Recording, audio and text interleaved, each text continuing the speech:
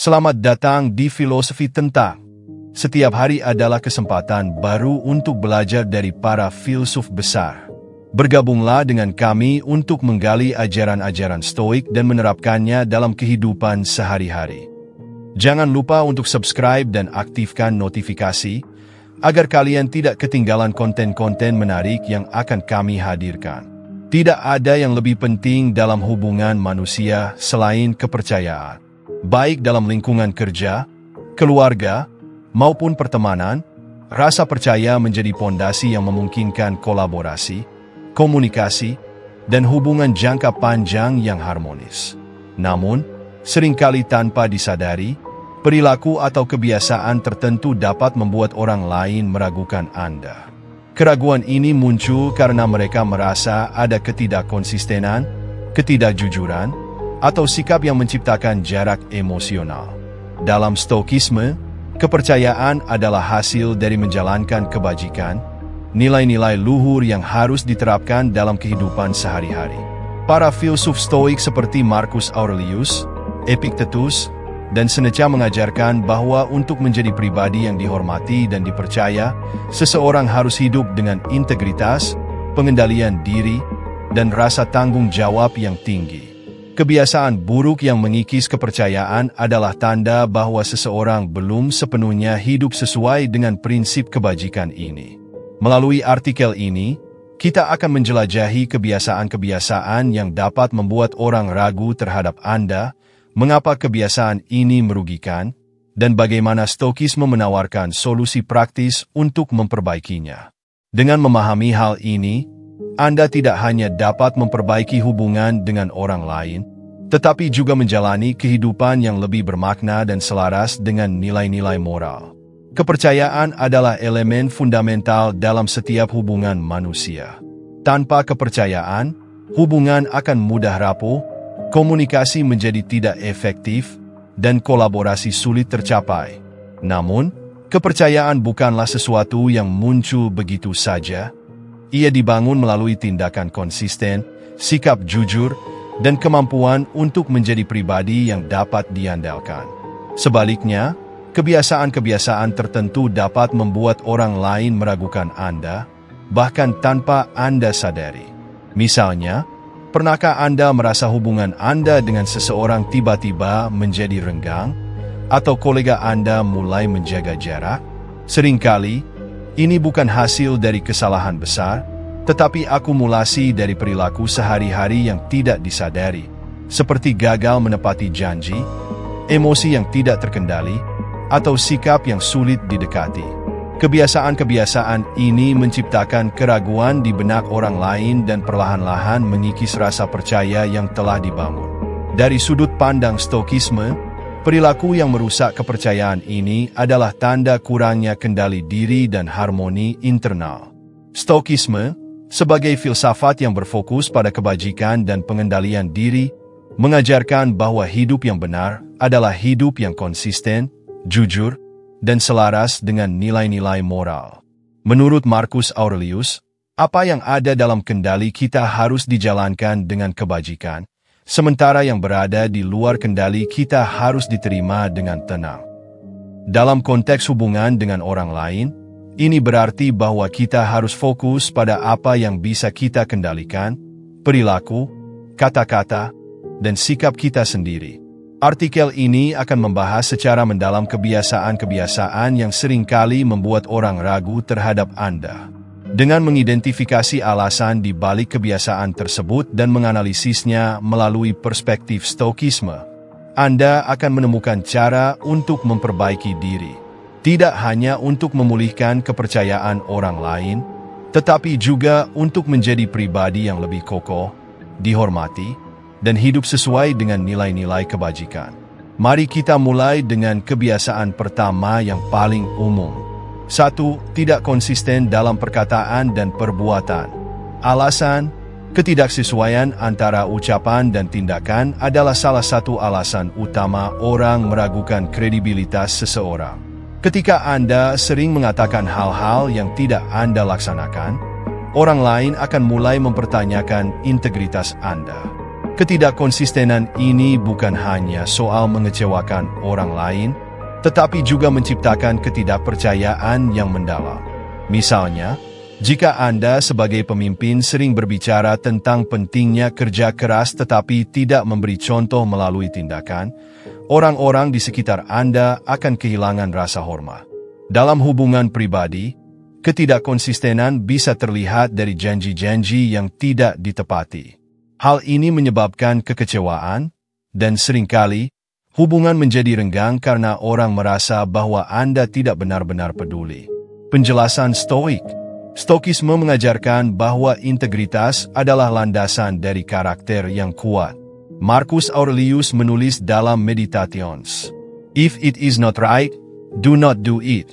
If it is not true, do not say it." Hidup yang selaras antara apa yang Anda pikirkan, katakan, dan lakukan adalah kunci untuk menjadi pribadi yang dihormati dan dipercaya.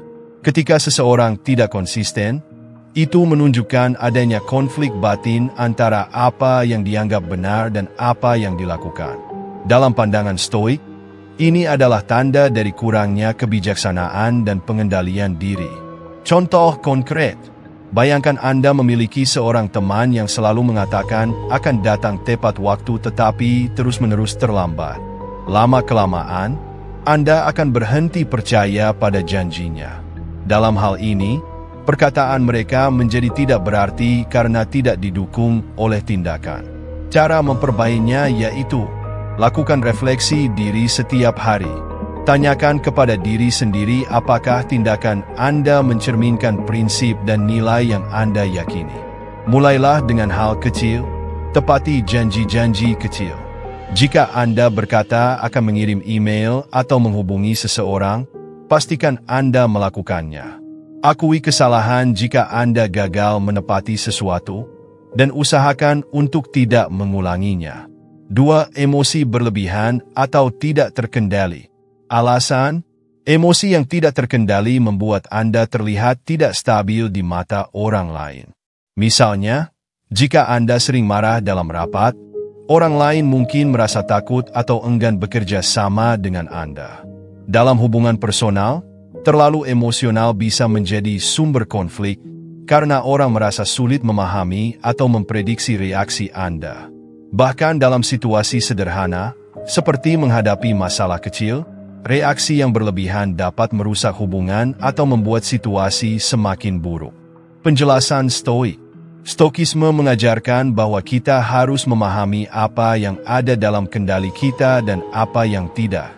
Kemarahan, kecemasan, atau kesedihan seringkali muncul karena kita terlalu berfokus pada hal-hal di luar kendali kita. Epictetus berkata, "Men are disturbed not by things, but by the views they take of them." Emosi negatif tidak datang dari kejadian itu sendiri, tetapi dari cara kita memandangnya. Dengan memahami bahwa kita tidak memiliki kendali atas hasil, kita bisa melepaskan ekspektasi yang tidak realistis dan merespons dengan tenang. Contoh konkret, bayangkan Anda menghadapi macet parah saat dalam perjalanan ke kantor. Jika Anda marah dan mengumpat, situasi tidak akan berubah. Sebaliknya, kemarahan Anda hanya menambah stres, baik untuk Anda maupun orang-orang di sekitar Anda. Cara memperbaikinya yaitu, latih kontrol diri melalui pernapasan. Saat emosi mulai memuncak, berhenti sejenak dan tarik napas dalam-dalam. Ini membantu menenangkan respons impulsif. Gunakan logika, tanyakan pada diri sendiri, apakah kemarahan ini membantu saya? Jika jawabannya tidak, lepaskan kemarahan itu. Renungkan harian, gunakan waktu sebelum tidur untuk mengevaluasi bagaimana Anda bereaksi sepanjang hari. Marcus Aurelius merekomendasikan refleksi semacam ini untuk meningkatkan pengendalian diri. 3. Tidak tegas dalam pengambilan keputusan. Alasan, ketidaktegasan menciptakan keraguan karena orang lain melihatnya sebagai tanda ketidakmampuan atau kurangnya arah. Dalam situasi kelompok, seorang pemimpin yang ragu-ragu membuat tim kehilangan kepercayaan dan motivasi. Dalam hubungan pribadi, Ketidaktegasan bisa membuat pasangan merasa frustrasi karena mereka menginginkan kepastian. Orang yang sering berubah-ubah dalam keputusan juga terlihat tidak memiliki prinsip yang kuat. Penjelasan Stoik. Stoikisme menekankan pentingnya kebijaksanaan, sophia, dalam setiap tindakan. Keputusan yang baik berasal dari pemikiran yang matang, bukan dorongan impulsif atau keraguan tanpa akhir. Stoik percaya bahwa ketidaktegasan adalah hasil dari kurangnya kejelasan tentang apa yang penting. Seperti yang dikatakan oleh Seneca, "He who is prisoner." Anda harus fokus pada apa yang penting dan bertindak dengan tegas. Contoh konkret, misalnya, dalam rapat kerja, Anda diminta memilih antara dua opsi strategi. Jika Anda terus menunda keputusan karena takut salah, tim Anda akan kehilangan kepercayaan pada kepemimpinan Anda. Bahkan keputusan yang kurang sempurna lebih baik daripada tidak memutuskan sama sekali.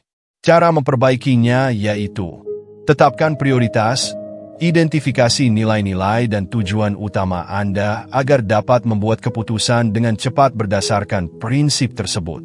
Berlatih membuat keputusan kecil. Biasakan diri untuk mengambil keputusan sederhana, seperti memilih rute perjalanan atau menyusun agenda harian, tanpa keraguan berlebih. Evaluasi risiko secara realistis. Tidak ada keputusan yang sepenuhnya bebas risiko. Fokus pada manfaat jangka panjang, bukan hanya pada ketakutan akan kegagalan. 4. Sering mengeluh atau bersikap pesimis. Alasan: orang yang sering mengeluh memberikan kesan negatif karena mereka tampak tidak mampu mengatasi tantangan. Keluhan terus-menerus menciptakan suasana yang suram dan dapat memengaruhi orang lain secara emosional. Selain itu, terlalu sering mengeluh juga menunjukkan bahwa seseorang tidak berusaha mencari solusi, tetapi hanya terjebak dalam masalah. Penjelasan Stoik. Stoikisme mengajarkan bahwa kita harus menerima dunia apa adanya. Mengeluh tentang situasi tidak mengubahnya, tetapi tindakan kita bisa.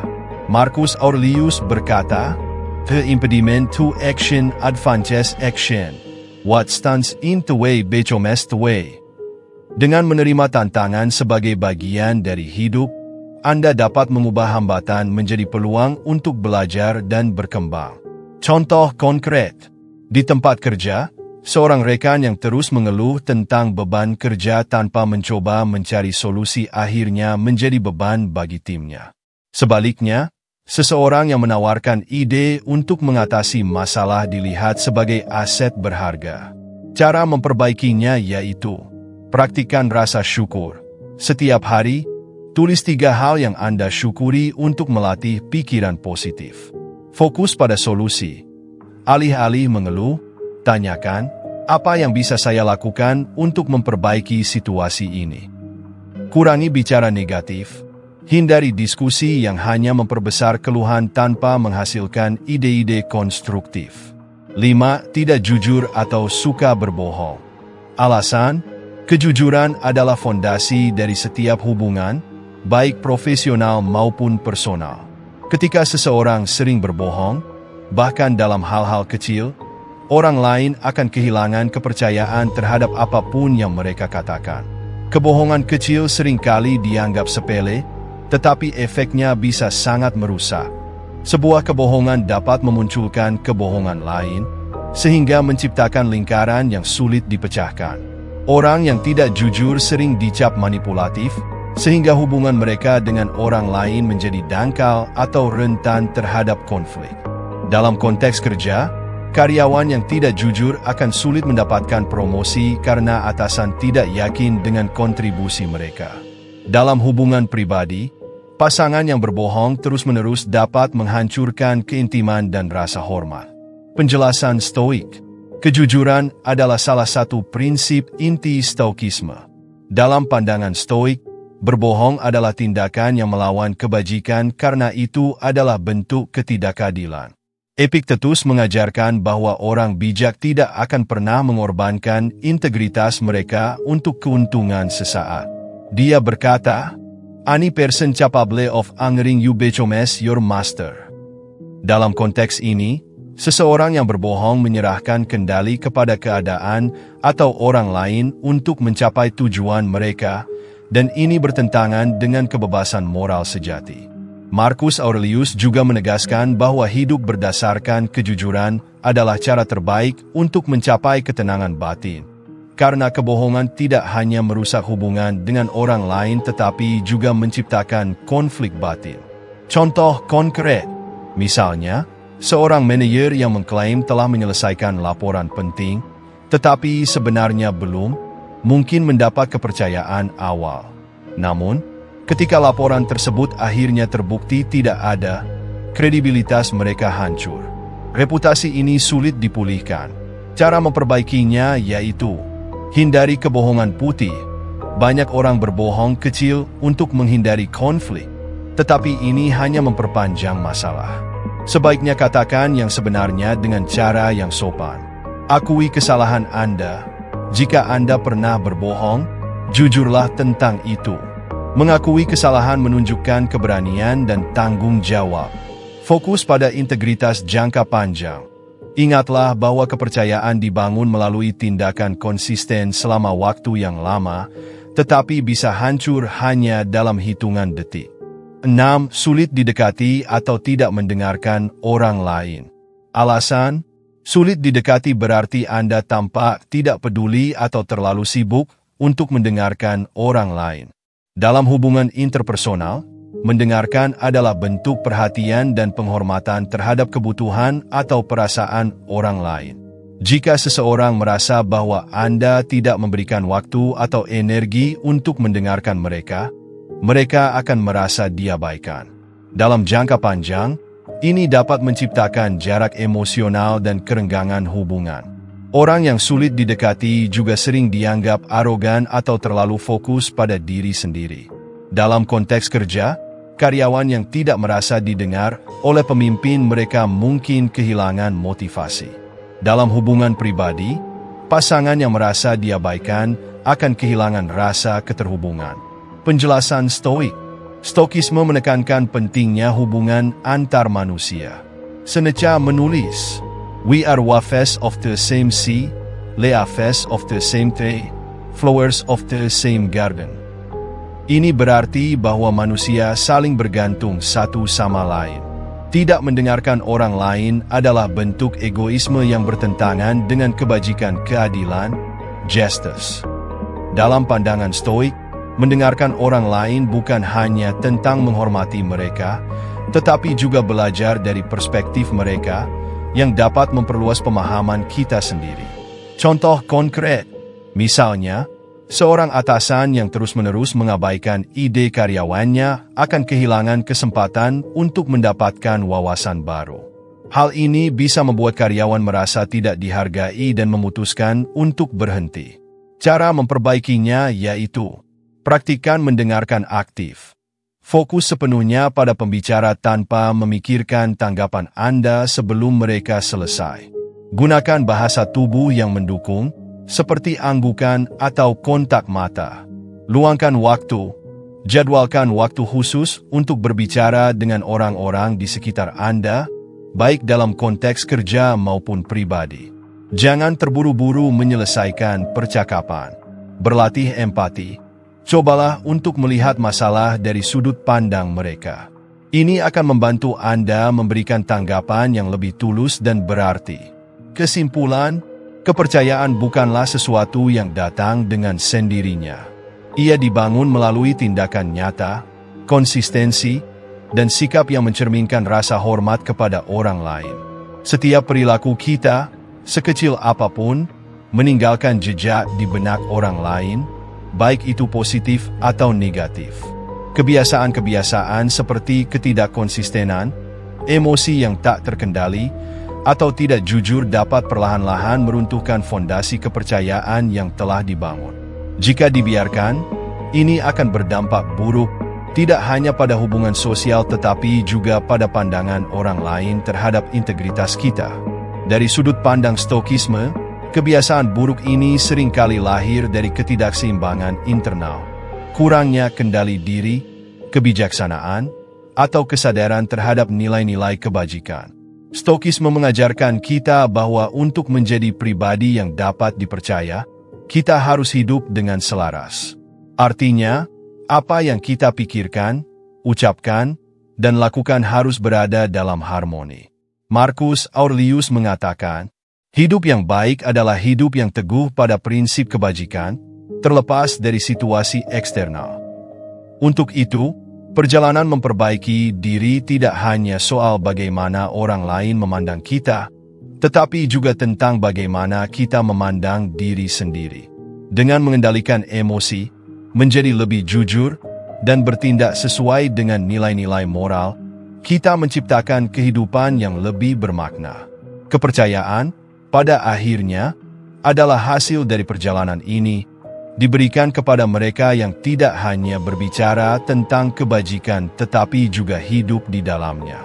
Langkah selanjutnya, jika Anda mendapati diri memiliki salah satu kebiasaan yang telah dibahas, mulailah dengan menerima kenyataan tersebut tanpa rasa malu atau penolakan. Dalam Stokisme, kesadaran akan kelemahan diri adalah langkah pertama menuju perbaikan. Akui, refleksikan, dan berkomitmen untuk berubah. Jadikan kebiasaan harian seperti meditasi diri, evaluasi, dan latihan kesadaran sebagai alat untuk memperkuat kontrol atas diri Anda. Refleksi akhir, kepercayaan adalah sesuatu yang diperoleh, bukan diminta. Saat Anda bekerja keras untuk menghilangkan kebiasaan yang meragukan, Anda tidak hanya akan memperkuat hubungan dengan orang lain, tetapi juga mendapatkan rasa damai yang hanya bisa ditemukan dalam kejujuran dan keselarasan dengan prinsip kebajikan. Seperti yang dikatakan Seneca, jika Anda ingin dihormati, jadilah orang yang tidak pernah menyimpang dari jalan kebenaran, bahkan ketika tidak ada yang melihat. Semoga langkah-langkah ini membawa Anda pada kehidupan yang lebih harmonis dan bermakna, baik dalam hubungan dengan orang lain maupun dengan diri sendiri. Perubahan adalah proses, dan Anda selalu memiliki kekuatan untuk memulainya kapan saja.